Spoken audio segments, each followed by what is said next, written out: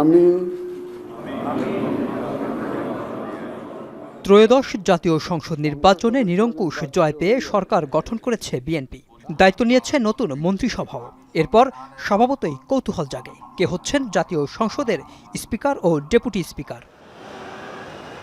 সংবিধানের পঞ্চম ভাগে ৭৪-এর এক ধারায় বলা আছে, কোনো সাধারণ নির্বাচনের পর প্রথম অধিবেশনেই নির্বাচিত সংসদ সদস্যদের দ্বারা একজন স্পিকার ও একজন ডেপুটি স্পিকার নির্ধারণ করতে হবে।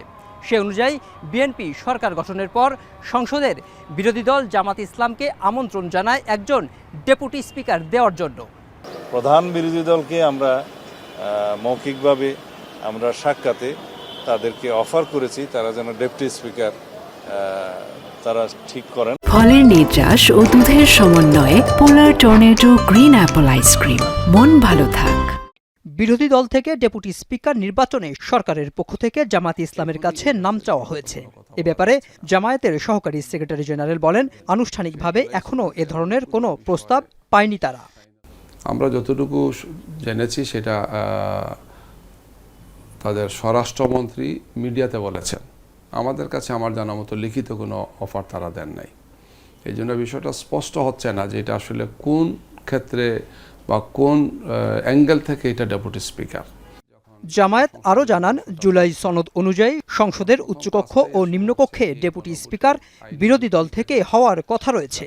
তবে প্রথম অধিবেশনের আগেই জামায়াত ইসলামের পক্ষ থেকে এ ব্যাপারে সিদ্ধান্ত জানানো হবে। যদি জুলাই জাতীয় সনদের আলোকে ডেপুটি স্পিকারের যে প্রভিশন রাখা আছে নিম্নকক্ষে এবং উচ্চকক্ষে একজন করে, এই দুইজনই বিরোধী দল পাবে, সেটা অফার দেওয়ার তো বিষয় না। 12 তারিখের আগেই হয়তো বিরোধী দলীয় সংসদ সদস্যরা বসবেন, বসে বিষয়টা যদি ফর্মাল আলোচনায় আসে, ওই ফর্মালি ওনারা জানান, এখন তো কোনো আনুষ্ঠানিকভাবে জানান নাই, তখন হয়তো আলোচনা করে ঠিক করবেন কী করবেন, অথবা সংসদ অধিবেশনের কোনো এক ফাঁকে বিরোধী দলীয় সদস্যরা বসবেন, বসে এটা চূড়ান্ত করবেন। বিএনপির এই আহ্বানকে রাজনৈতিক সংস্কৃতিতে ইতিবাচক ধারার অনুশীলন বলে মনে করেন রাজনৈতিক বিশ্লেষক অধ্যাপক কাজী মাহবুবুর রহমান।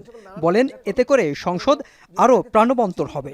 তারা মনে করছে যে বিরোধী দল থেকেই ডেপুটি স্পিকার নেওয়ার প্রয়োজনীয়তা আছে এবং তারা সেটা চায় এবং সে অফারটা কাউকে বিরোধী দলকে করে থাকে। এটা খুবই ভালো উদ্যোগ এবং এটা বাংলাদেশের রাজনীতি সংস্কৃতিটা নতুন ধারা। যারা বিরোধী দলে আছেন তাদেরও ইনফরমালি, যেহেতু এটা প্রকাশ করা হয়েছে, তারাও ইনফরমালি প্রকাশ করতে পারে তাদের আগ্রহটা, তারা কি করতে চায়।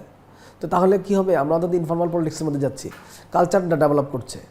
প্রথা অনুযায়ী সরকারি দল থেকেই স্পিকার ও ডেপুটি স্পিকার নির্বাচন করা হয়। তবে ত্রয়োদশ জাতীয় সংসদে বিরোধী দল থেকে ডেপুটি স্পিকার দেওয়া হলে এটি হবে দেশের ইতিহাসে প্রথম। মেহরাব সুমন, এখন, ঢাকা।